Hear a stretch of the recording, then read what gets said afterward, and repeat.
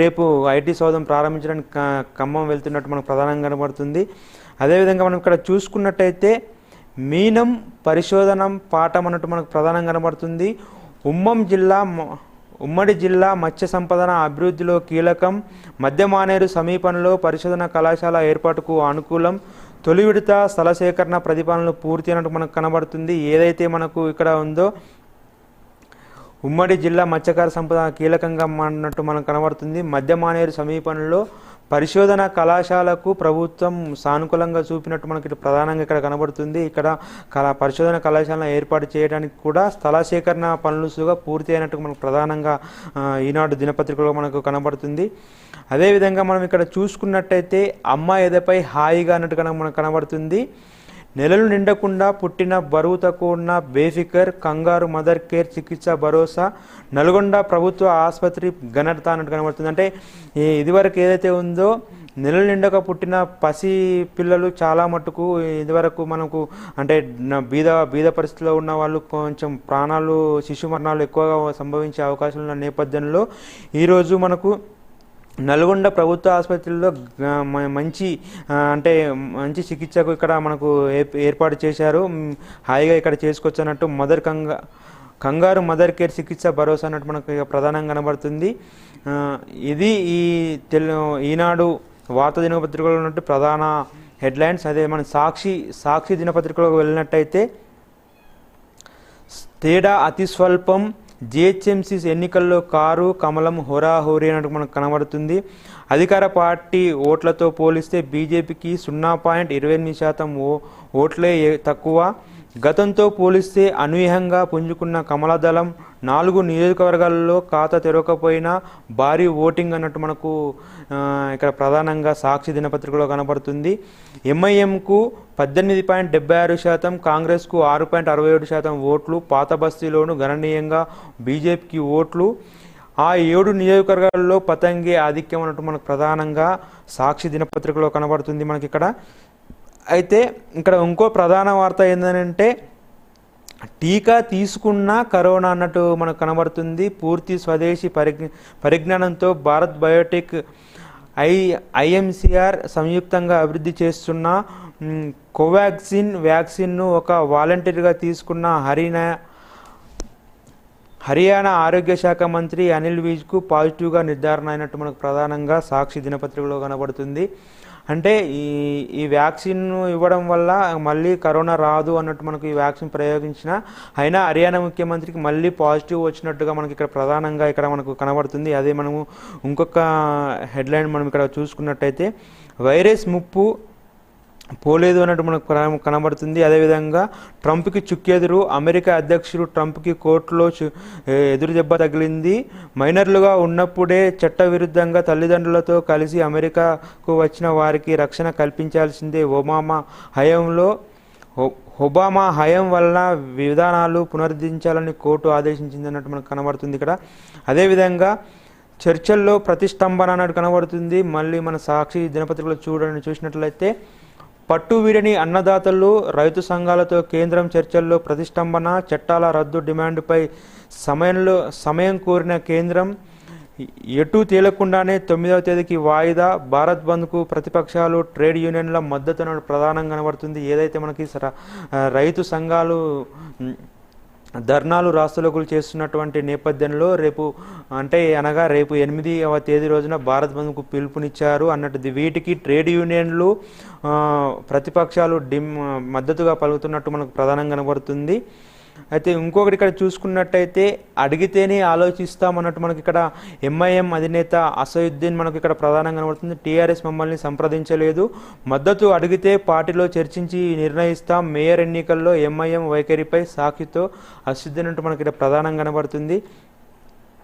ఇక్కడ మనం చూసుకున్నట్టయితే ఇక్కడ మనము సాక్షి దినపత్రికలో చూసుకున్నట్టయితే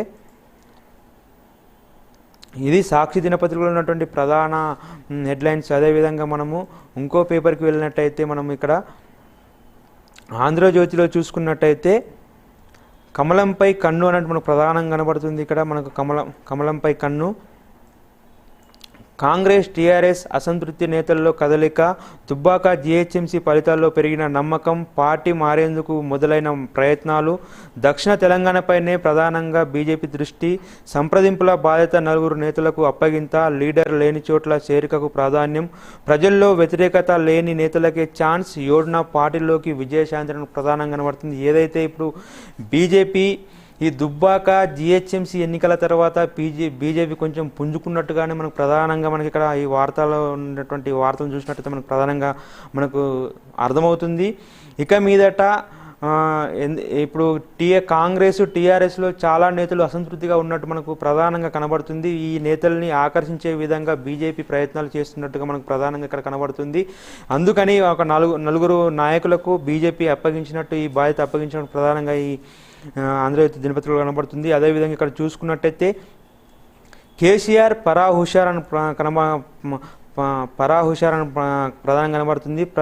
ప్రతిపక్షం ఉండదనుకున్న ఆలోచనే ప్రకృతి ధర్మానికి విరుద్ధం. ఈ కారణంగానే కాంగ్రెస్ బలహీన పడిన భారతీయ జనతా పార్టీ బలపడింది. ముఖ్యమంత్రి కేసీఆర్ పట్ల విముఖత ఏర్పరచుకున్న ప్రజలు బీజేపీలో ప్రత్యామ్నాయాన్ని చూడటం మొదలుపెట్టారు. కేసీఆర్ను దెబ్బ కొట్టాలంటే బీజేపీని ఆశ్రయించక తప్పని పరిస్థితిలో తెలంగాణ ఏర్పడింది. తొలుత తెలుగుదేశం పార్టీని, ఆ తర్వాత కాంగ్రెస్ పార్టీని కోలుకోకుండా దెబ్బతీసిన కేసీఆర్ ఇప్పుడు బీజేపీ చేతిలో చిక్కుకుని విలవిలలాడుతున్నారు. పశ్చిమ బెంగాల్లో ముఖ్యమంత్రి మమతా బెనర్జీ ఏ తప్పు చేశారో తెలంగాణలో కూడా కేసీఆర్ అదే తప్పు చేశారు. పశ్చిమ బెంగాల్లో బలంగా ఉండిన వామపక్షాలను మమతా బెనర్జీ బలహీనపరిచారు. ఫలితంగా ఆ రాష్ట్రంలో ఇప్పుడు భారతీయ జనతా పార్టీ ప్రత్యామ్నాయంగా శక్తిగా ఎదిగింది. తెలంగాణలో కూడా అదే పరిస్థితి అన్నట్టు ప్రధానంగా కనబడుతుంది. అంటే ఏదైతే మనం చూసుకున్నట్టయితే మన రాష్ట్ర రాజకీయాల్లో చూసుకున్నట్టయితే ముందుగా మన కేసీఆర్ యుద్ధమా సమయంలో టీడీపీని భారీగా దెబ్బ కొట్టినట్టు మనకు ప్రధానంగా కనపడుతుంది. ఆ తర్వాత మెల్లిగా టీఆర్ఎస్ ఒక పుంజుకున్న తర్వాత కాంగ్రెస్ను దెబ్బ కొట్టింది. ఆ తర్వాత అప్పుడు టీడీపీ కాంగ్రెస్ కనుమరుగు లేకుండా మన తెలంగాణలో ఏకపక్షం పార్టీగా ఒక టీఆర్ఎస్ కనబడింది. ఆ తర్వాత ఈ 6 ఏళ్లలో చేసినటువంటి అభివృద్ధి పనులు నచ్చకనో ఏదకనో ప్రజలు చాలా మట్టుకు బీజేపీ వైపే చూస్తున్నట్టు మనకి ప్రధానంగా ఈ ఆంధ్రజ్యోతిలో కనబడుతుంది. అదేవిధంగా ఇక్కడ మనం ఇంకో హెడ్లైన్ చూసుకున్నట్టయితే నెత్తురు రోడ్లు, రాష్ట్రంలో వరుసగా రహదారి ప్రమాదాలు, బ్లాక్ స్పాట్లు, మలుపుల వద్ద దుర్ఘటనలు, ఎక్కువ శాతం హైదరాబాద్ చుట్టుపక్కలే, ప్రాణాలు తీస్తున్న అతివేగం, నిర్లక్ష్యం, కరోనా మరణాల కంటే మూడింతలు, లాక్డౌన్లో పరిస్థితి కొంత మెరుగని కనబడుతుంది. ఏదైతే మనం మొన్న చూసిన సిద్దిపేటలో జరిగిన ఘోర ప్రమాదం, ఒక ఆల్రెడీ డివైడర్ గుద్దుకొని ఉన్న వాళ్ళ మృతులు తీసే సమయంలోనే మళ్ళొక డీసీఎం వచ్చిన దుర్ఘటన మనం నిన్న చూసినాం. అదేవిధంగా ఈరోజుగా నెత్తుడు ఉన్న యాక్సిడెంట్లు భారీగా పెరిగినట్టు మనకు కనబడుతుంది. అదేవిధంగా రద్దు అసాధ్యం, సవరణలకు ఓకే, ప్రభుత్వం రద్దు చేయాల్సిందే రైతులు అన్నట్టు మనకు పడుతుంది. చర్చలు మళ్లీ విఫలం, 9న మరోసారి భేటీ అన్నట్టు మనకు ప్రధానంగా కనబడుతుంది. నిరసన రైతుల హక్కు, ప్రభుత్వం అడ్డుకోరాదు, ఐరాస, భారత్తో మాట్లాడండి, ప్రధాని బోరిస్కు 36 మంది బ్రిటిష్ ఎంపీల సూచన, వ్యాఖ్యలపై వెనక్కి తగ్గని ట్రూడో అన్నట్టు కనబడుతుంది. ఇక్కడ ఇంకో హెడ్లైన్ చూసినట్టయితే మనకు కేటీఆర్ కనుక కనబడుతుంది. కొంపల్లో ఐటీ పార్క్ త్వరగా భూసేకరణ చేయండి, రేపు ఖమ్మంలో ఐటీ టవర్ ప్రారంభం, అధికారులతో సమీక్షలో కేటీఆర్ అని కనబడుతుంది. ఇంకొకటి ఇక్కడ ప్రధానంగా మనం చూసుకున్నట్లయితే కమతం కన్నుమూత, అధికార లాంఛనాలతో మాజీ మంత్రి అంత్యక్రియలు మనకు ప్రధానంగా సాక్షి దినపత్రికలో కనబడుతుంది. ఇది ఆంధ్రజ్యోతి దినపత్రికలో ఉన్నటువంటి ప్రధాన హెడ్లైన్స్. అదేవిధంగా మనము నమస్తే తెలంగాణ పేపర్కి వెళ్ళినట్లయితే ఈరోజు నమస్తే తెలంగాణ పేపర్లో స్ట్రీమింగ్ ఆపేసి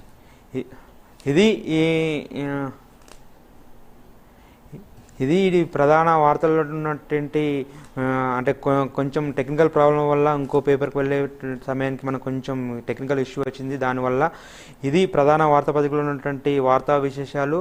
చూస్తూనే ఉండండి BCN ఛానల్. నమస్తే.